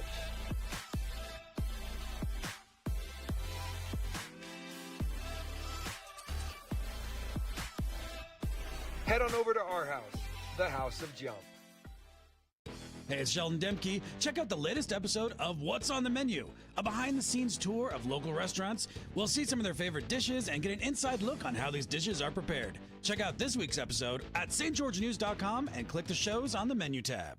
Hurst Ace Hardware is conveniently located in St. George on the corner of Bluff Street and St. George Boulevard with 30,000 square feet of lawn and garden, paint, tools, fabrics, sporting goods, and the most complete nut and bolt section in town. Hurst General Store, the Big Ace store on Bluff and on Main. Hey, welcome back. High school basketball presented by the Boulevard. And they got a big sales event going on. Santa Days. Go check out the sale. Devin Dixon, Ben Lindquist, and what a quarter in the third for the Mustangs as they've now got a 9-point lead, 50-41. Yeah, great run by Crimson. If you're Coach Fairborn, you're in the huddle saying, guys, 8 more minutes. Let's close this thing out. And it looks like Dunn here on the block. They're going to double him again. Devin was calling for that early. And here's our third 3 of the game, and I just don't think that's their game plan. I think they kind of had to shoot that, but I think we've seen enough from Spanish Fork that 3-point shooting, unlike a Riverton last night or a who was the game we called the first week? Jeez, 2 weeks ago, feels like 2 months ago. Payson. We knew Payson was going to be firing up threes. I think for these guys, we talked all pregame about it being points in the paint. Reese will inbound, and again, holding Dunn to just 2 points in the second half so far. He's going to work. Has his shot blocked, but a late foul called on Sweeten. I think on the box out there, or the block attempt, as Dunn was trying to follow his own miss. The big guy hit the deck hard. Yeah, it looks like he Sweeten just kind of came down through. into him. Yeah, Yep. That's a good call. Yeah, well, I think you'll take that. I like the aggressiveness. Oh, slipping underneath, wide open was Adam Whitaker, the senior guard, and he lays it in. That's 2 little lay-ins by Whitaker. There's 2 keys to defense, all right? One is jumping to the ball, and the other is making sure you can see your man and the basketball at the same time. And that's just an old instance of where the screen came, didn't see it, got hit by it, no talking, wide easy open. layup. Yep. Foul at the other end, and Sweeten is headed back to the Fabulous Freddy's free throw line. Appreciate Bose Auto Parts, and we're kind of getting into our Bose Auto Parts crucial part of the game, especially for Spanish Fork here. You're down by 7. And Crimson went on that nice run in the third quarter. Check out Bose. Huge selection all over Southern Utah. And now the lead is 10. Guess who? Jordan Eaton. You knew he wasn't going to go long without making an impact in the fourth quarter. Game high 21 for Eaton. Yeah, and I'll bet he's done it on 9 shots. Very efficient, I agree. Yes. Gage, how many shots has he got? Our stat guy's going to look it up to see how many shots Eaton's had to have 21. But my guess is he's got 9 or 10 shots. That's a pretty high percentage. Houston Johnson pokes it away. Ahead to Scoop. A no-look pass to McWillis, who's challenged at the rim and fouled by Jackson Reese. And that looks like he got a lot of ball bin. Let's go to the Holbrook replay here. Backside. It was clean from the backside. Now, the left arm in the front, he might have got the offhand there. And maybe that's what the official saw. If you're Phoenix, you're saying, yeah, of course it's a foul. If you're Spanish Fork, you're saying, I didn't even touch him. But how about the little left-hand shovel pass there by Scoop Johnson to feed McWillis? That was a nice feed. Yeah, great feed. And he gets one of the 2 there. 54-43, 6:50 left in the fourth. Double D. Crucial part of the game. Spanish Fork. Could be our crucial part of the game, especially if you're Spanish Fork, because you got to make sure this thing doesn't slip away. Uh-oh. Turnover ahead to Eaton. Eaton all the way to the rack, blocked away, and it'll stay with the Mustangs. Wow. Beckstead with a big-time block. Beckstead looks like he could be Eaton's little brother a little bit. Same kind of build, almost same hairdo. Looks like Jordan might have a few highlights, though. Some bro lights. I'm going to have to talk to his dad about that. Crimson tries to run the same play that Spanish Fork did. Almost got it. McWillis triple threat out top. 6.5 to play. Mustangs lead by 9. And McWillis has it kind of reach in, and then it goes off his knee out of bounds, and that's a turnover for Crimson. And Coach Fairborn's there saying, okay, hey, just let's take it easy. This time and score, every possession matters. 6:20 left. We're up 11. On the floor, any idea who's on the floor? Sweeten or Eaton? Sweeten's on the floor. Take your pick. Yep, Sweeten's on the floor. Looks like Spanish Fork calls a timeout. And I think Coach Johnson might be able to use it. By the way, that is the 8th turnover for Crimson. That was one of your keys to the game, was limiting the turnovers. They only have 8 tonight by our count. Just a 30-second timeout brought to you by Cache Valley Bank, your financial outfitter. Mountains await. Keep it right here. if Spanish Fork's going to get back in this game, they've got to get done some good touches on the block. But then when he gets double teamed, he's going to have to kick it out, and they're going to have to hit some threes at this point in time. Yeah. Well, and here's the thing that worried me as we saw him come out in the second half is Dunn looked tired. And he's a big kid. He's a young kid, and sometimes, you know, that fatigue sets in, and it just gets a little bit harder to get to the block. It gets a little bit harder to get out on the screens. And I think Crimson has looked like the better conditioned team tonight. Dunn has 20, but again, 18 of the 20 came in the first half. 8 for Jackson Reese, 7 for Sorlizano, 21 now for Jordan Eaton, 9 for Sweeten off the bench, 8 for Houston Johnson. Yeah. Even playing limited minutes in the first half. He's been a lot more assertive in the second half. Yeah, he really has. And I think you'll see him probably get one more break here. Out of the timeout, they did exactly what we hoped they would, which is get him on the block. They tried to throw a double team at him, but great rotations by Crimson. And there's a hard drive and a foul. Jackson Reese gets an and one. Jackson Reese, you can tell he's a feisty competitor. Yeah, great penetrating drive there. I don't know. Eaton kind of pulled off there late. Yeah, it looked like maybe it looked like a hard enough shot that the ref felt like it should have been a foul. Reese is into double digits now. 54-46, D, with about 5 minutes and 45 seconds left. Still plenty of time for the Dons to make a run. Crimson here has just got to make sure that they get quality possessions. Scoop Johnson catch and shoot triple, rattles out no good. Guess who? The big guy, Aaron Dunn, doesn't even have his driver's license. He's already got a double-double. And now we got a call on the wing against Phoenix McWillis on a I'm going to find out after the game if he really has his driver's I was just joking, but he is a 10th grader. Sometimes sophomores, if he's an older sophomore, he probably does. If he's a younger sophomore, not quite yet. What kind of car could you see? I was just going to say, I can picture him getting out of like a Prius and just like crawling out of it like a clown car. I was going to say like a Ford Bronco or something a little bit bigger. This guy's got great footwork, though. He does. You can tell he spent some time in the gym.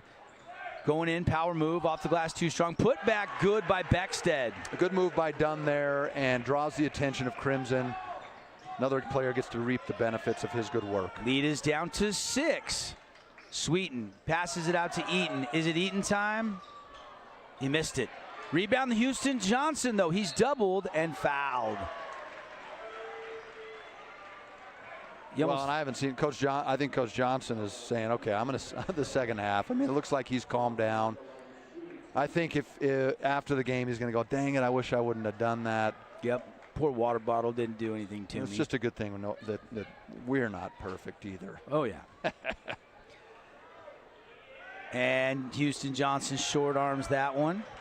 Looked like not a lot of legs in that one. He'll have one more. I can tell Houston has really matured and worked on his skill set. I mean, and I think he's still got so much room to grow and improve. Yeah, we talked about this in the first game we did for Crimson with with his dad being Britton Johnson. Obviously, great genes and great knowledge of the game there from Britton. One of my favorite running Utes of all time. Yeah, great guy, great player. I was actually on the court for his last basketball game. Really? It was a summer games game up in Cedar. And there's Britton's son, Houston, has landed a three-pointer from the corner. Dad and now up the there lead. Cheering. He loves every minute of it up there. He sits in the same spot. It's his lucky seat. Lead is back to 10 and a steal by the Mustangs. Crucial play of the game. Scoop. What do you think? Scoop, reverse lay-in. How about that? That might be that sequence. Johnson 3, Scoop Johnson reverse. See it again for our stream. Up and under, like Kobe style. All of a sudden, the lead is back up to 12, and that we might have just saw back-to-back AWP playmaker plays of the game right there. I like it. Ooh. If they win that game, that sequence right there, because yeah, it was getting a little bit in danger for sure. Take a timeout, 30-second timeout. Come back for the finish here on the Wilkinson's House of Lighting scoreboard. 60-48. Mustangs have the lead. Asphalt, It's not something we think about much, except when it's in bad shape. At Holbrook Asphalt, we help cities, HOAs, and businesses avoid replacing painfully expensive roads and parking lots. To avoid the cost of replacing asphalt, you must effectively preserve it while it's still in good condition. University research has shown Holbrook Asphalt's HA5 slows asphalt aging by 67%. We make your pavement assets last longer, cost less to own, all while achieving higher property values. Visit HolbrookAsphalt.com to discover more. And I'll see you there.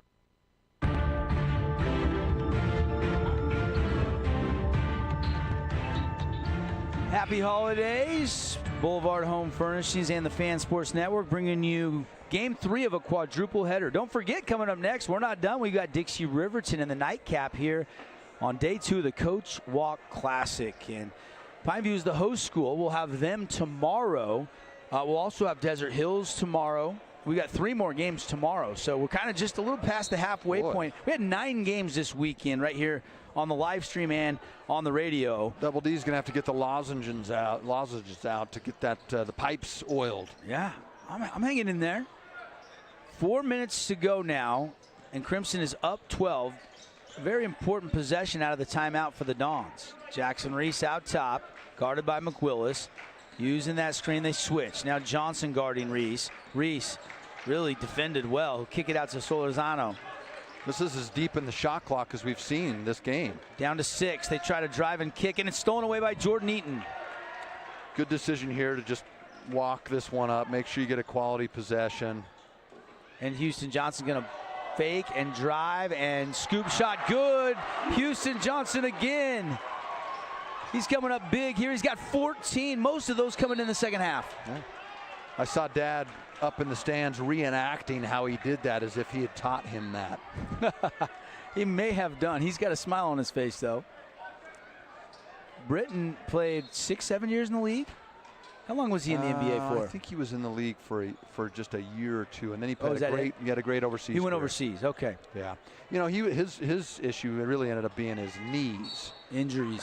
Just injuries. You know, I think he had a surgery overseas that maybe wasn't done up to some standards, and other than that, maybe one of the most gifted footwork and feel of the game guys I've seen come out of Utah. Eaton, Johnson, Sweeten, Johnson, Scoop Johnson, and McWillis on the court right now with 3 minutes to go. They're just working the clock down to 10. McWillis drives high off the window, and down it goes. Phoenix McWillis. And if you're a coach, you go, no, yes, great shot. Looked too strong out of the hand. Yeah, it looked a little bit out of rhythm, but sometimes, you know, athletic players make things happen. McWillis guarding Dunn. Great footwork. I think Dunn just got a little fatigued in the second half. And Johnson just rips it away and takes that pass away and scores it. Houston Johnson coming alive. He's got 16 now on the night. Yeah, I mean, Eaton does the work early. Looks like Johnson's doing the work late. Yep, and Dunn is, they've slowed him down in the second half. That's been the difference. And again, I don't think the Dons have but 2 3-pointers in this game, and Don hit one of them. Yeah, just the 2, and I think they've only shot 4. Yeah, not their trademark. Not really unusual for high school basketball right now. Well, and on cue. There's a 3. Never ceases to amaze Adam me. Whitaker with the U First Credit Union. Check out this week's edition of TGIF Probably on heard stgeorgenews.com. You could hear our call. TGIF is your Tuning weekend in the event. huddle to the Fan Sports Network. Double D. 66-51. We got another timeout on the court. And we'll take a 30-second timeout, come back. Lots more basketball here in the Coach Walk Classic. When we return, happy holidays. Don't touch that dial. I'm Aaron Crane, host of the Region 10 Recap. Want to relive the highlights of the game? Look for the Region 10 Recap every week. Just follow St. George News on Facebook or go to stgeorgenews.com. As a local business owner, it's important to get the word out about your business. More people equals more revenue for you. Get your business in front of over 160,000 people in southern Utah each week with St. George News. Contact St. George News Rally today. stop. Swing on in today.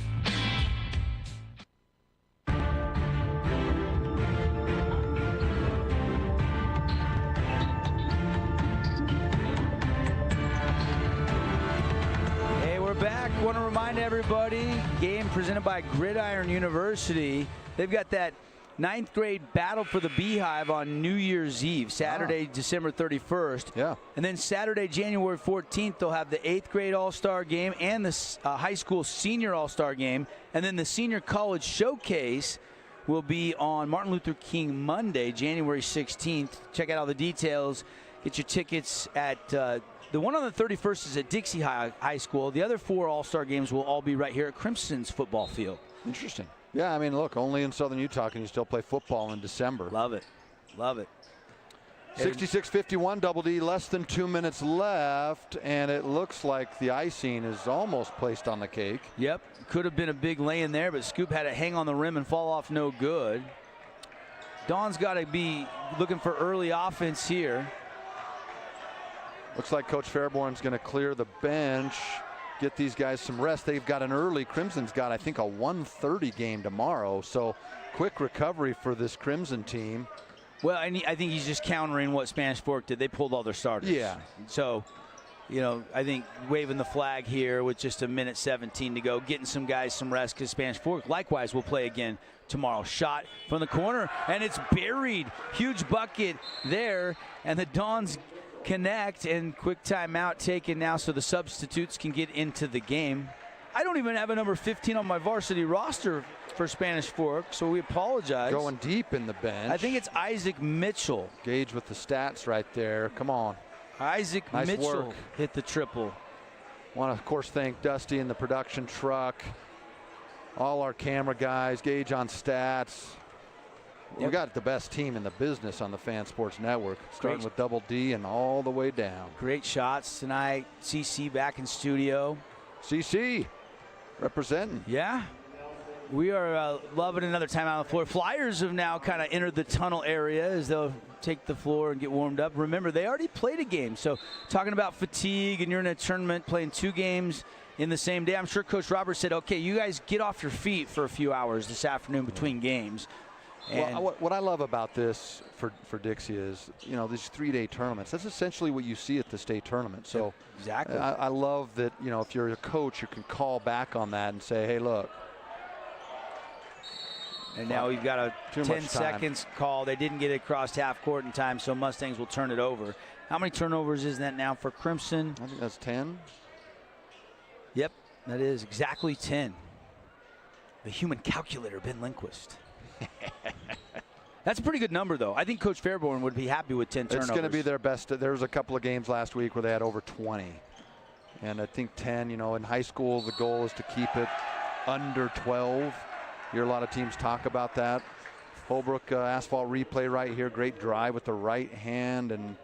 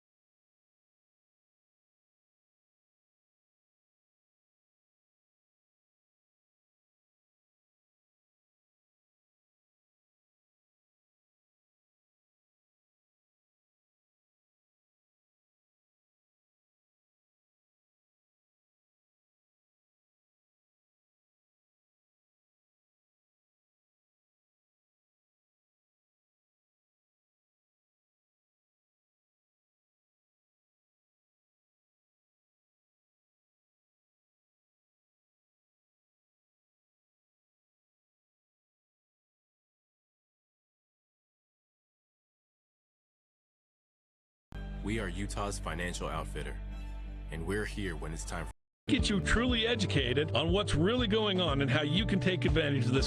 We are Utah's financial outfitter, and we're here when it's time for your business to climb higher. Cache Valley Bank, mountains await. Member FDIC, equal housing lender.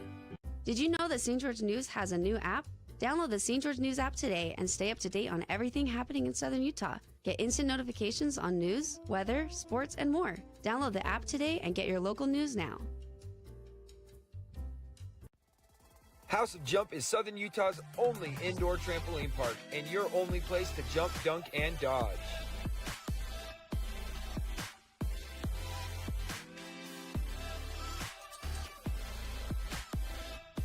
Head on over to our house, the House of Jump. Hey, it's Sheldon Demke. Check out the latest episode of What's on the Menu, a behind-the-scenes tour of local restaurants. We'll see some of their favorite dishes and get an inside look on how these dishes are prepared. Check out this week's episode at stgeorgenews.com and click the shows on the menu tab. First Ace Hardware is conveniently located in St. George on the corner of Bluff Street and St. George Boulevard with 30,000 square feet of lawn and garden, paint, tools, fabrics, sporting goods, and the most complete nut and bolt section in town. First General Store, the Big Ace store on Bluff and on Main in Cedar City. Check out this week's edition of TGIF on stgeorgenews.com. TGIF is your weekend adventure guide to all the fun and exciting things going on in Southern Utah this weekend. Find this week's edition at stgeorgenews.com and click the shows on the menu tab. Have a blast this weekend. Asphalt. It's not something we think about much, except when it's in bad shape. At Holbrook Asphalt, we help cities, HOAs, and businesses avoid replacing painfully expensive roads and parking lots. To avoid the cost of replacing asphalt, you must effectively preserve it while it's still in good condition. University research has shown Holbrook Asphalt's HA5 slows asphalt aging by 67%. We make your pavement assets last longer, cost less to own, all while achieving higher property values. Visit holbrookasphalt.com. What would make them stand out from the competition? They came up with customer experience. If you want a knowledgeable and friendly staff, come by Bo's Auto Parts, proud sponsor of Region 10 and Utah Tech University basketball. Fabulous Freddy's always keeps your car fabulous. Only full-service car wash in town. Voted best of Southern Utah. Stop by Bluff or River Road for detail services like shampoos or waxes. Don't forget, with every wash, get 10 cents off per gallon of gas at Fabulous Freddy's. Appliance Wholesalers Plus are the playmakers in the appliance business. Need new appliances? Then stop by their showroom and save money and buy right from the distributors at AWP. They're open to the public across the freeway from the Bloomington Walmart. And stay tuned for the AWP Playmaker of the Game.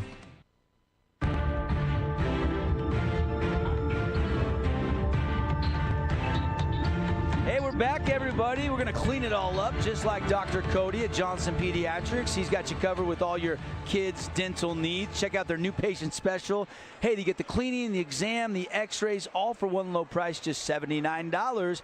Give them a call today. Get scheduled, 656-0511. Devin Dixon, Ben Lindquist, Mustangs victorious here tonight. Didn't come easy. In fact, they trailed by 2 at the half.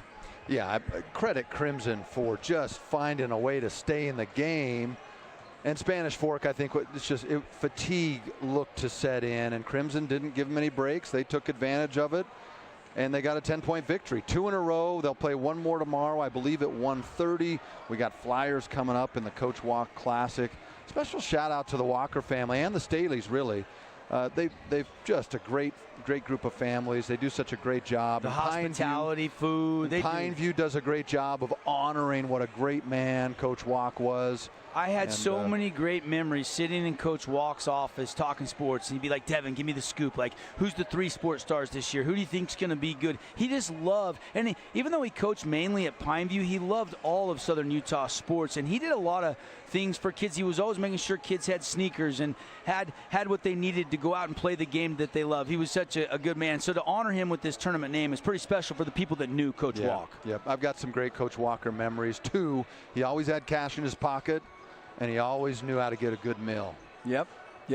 He loved to eat, and he loved to cook. And Staley Catering was a tradition, and now the family still runs Heritage Catering. They're based out of the Dixie Center, and we snuck in there. They had ham and turkey and mashed potatoes, stuffing.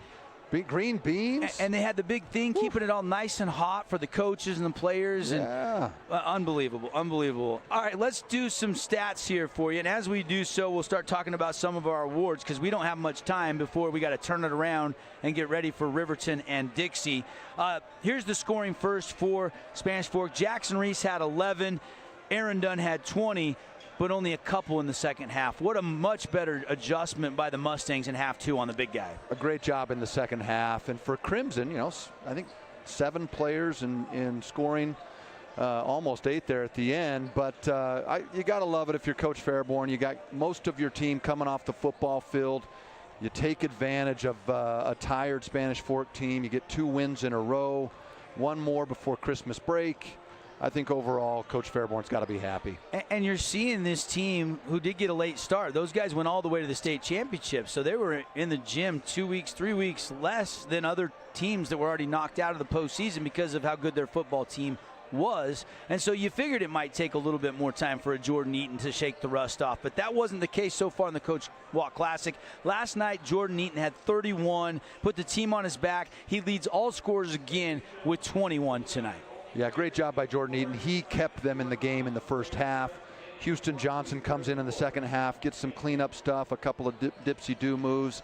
And so overall, I think, when Region 10 starts here at the new year, I think Crimson's going to be a team that a lot of the other teams in the region are going to say, well, okay, we're going to need to make sure they don't sneak one by us, because I think they can beat any team in the region on any given night. I agree. Just because of how hard they play defensively. Yeah, I agree. You expect the unexpected, as I always say in Region 9, Region 10.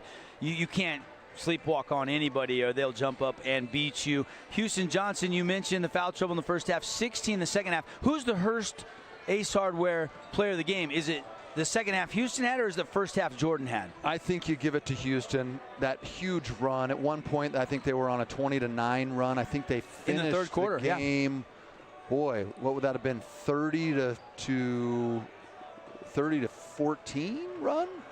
That's a big deal. Yeah, 30 to 14 run there in the second half. I give it to Houston just because I think Eaton had such a great game last night and was so fantastic. Kept him in the game in the first half, but Houston finishes it off for him. Yep, and he looked good. Very assertive attacking, had some nice defensive plays as well, was getting the loose balls, played unselfish within the game. 9 points for Jay Sweeten. Pretty easy. If we're going to go with Houston Johnson as our Hearst Ace Hardware play of the game, we got to go Jersey Mike. Sub of the game to Jay Sweeten, don't we? Absolutely. Like I said, the only thing that was missing from him was football pads and a helmet. He comes in, he does the dirty work in a clean way, and got to love his hustle, got to love his defense. Pretty good free throw shooter and just gets the job done. If you have to look down the bench and get a spark, that's a guy you know what you're going to get every single game. By the way, the Holbrook Asphalt Big Score Dessert is in effect. So if you're listening on radio and you want to go have a little dessert tonight, FREE, free. That's right. 5 ounces at the St. George Yogurtland. Look, I'm out of here. You got one more. We got the coach, Casey Winters, coming up next. I'm heading to Yogurtland. Yeah, and it's good for everybody. And all you do, I'm here for the Big Score Dessert. They'll give you 5 ounces free. Say you go 6 ounces. You pay a couple cents. You get your tart. Huge thanks to Holbrook, yeah, and especially Treg Holbrook, a huge supporter of high school sports. Yep, awesome promotion. So take advantage. It's on till they close tonight. So there's our big play of the game right there. Houston in the corner for the 3, his second of the second half. And then Scoop Johnson with the dipsy-do, finger roll around the other side. I got to be careful saying Kobe Isk. Yeah. Same kind of movement. And then look at that little Euro step finish by Houston Johnson. Great finish. I think player of the game right there. Spin around, pirouetting. But I think that sequence, Johnson hitting the 3 and then Scoop the reverse, let's make that our Appliance Wholesalers Plus Playmaker plays of the game. Because that's when they started to pull away. I think that pushed it up to like 62 to 48 at that point in time. And then they go on to get the 66-56 victory. So thank you, Appliance Wholesalers Plus. It's easy to save and buy direct over at AWP across the freeway from the Bloomington Walmart. One more award. That's our Morgan Pest Control defensive play of the game. I loved in the first half the block by Eaton where he didn't let it go out of bounds. And then there was another block down here.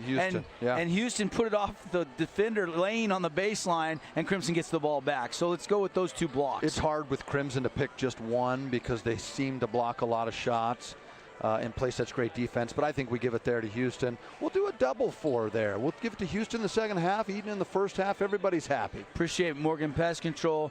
60 years. Look for the red trucks around town. Our 60 for Schools sponsor and bringing you the defensive plays, plural, of the game.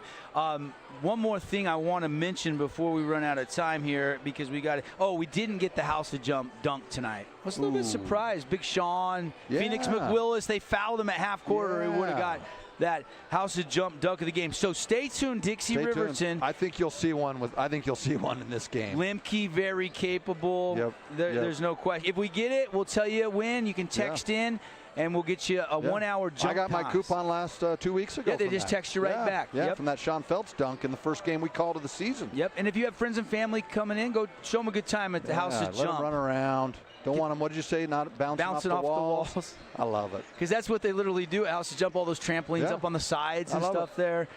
So we appreciate House of Jump, a new sponsor. We're excited to have them for the high school basketball season. All right, that's going to do it. This has been our Johnson Pediatric Dentist post-game show. 66-56, Crimson wins over Spanish Fork. For Ben Lindquist, Devin Dixon, we'll take a 2-minute timeout. When we come back, get the coach on the headset. Pre-game starts. Dixie Riverton coming up next.